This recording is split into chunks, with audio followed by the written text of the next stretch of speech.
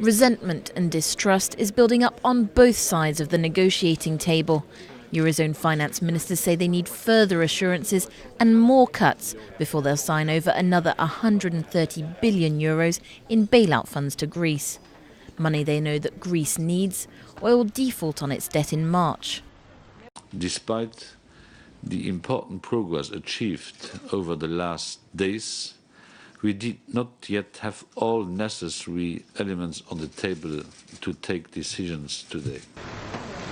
Greek leaders arrived in Brussels with a proposed 3.3 billion euros in budget cuts, but Eurozone ministers want more. They gave Greece until the middle of next week to find an extra 325 million euros in savings, pass the cuts through a divided parliament, and get written guarantees that they'll be implemented even after the general election in April. None of the Greek parliamentarians negotiating these austerity measures wants the public backlash to cost them their seat. But Greece's finance minister warned that waiting will only make things worse. Our choice is one of humiliation for a historic and proud country,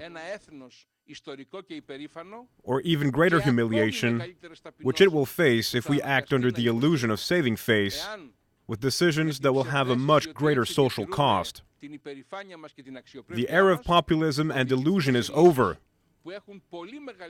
We must make decisions. All the parties will reconvene on Wednesday if Eurogroup conditions are met. Athens is also close to a tentative deal with banks and private investors that would allow Greece to spend about 70% less in repayments.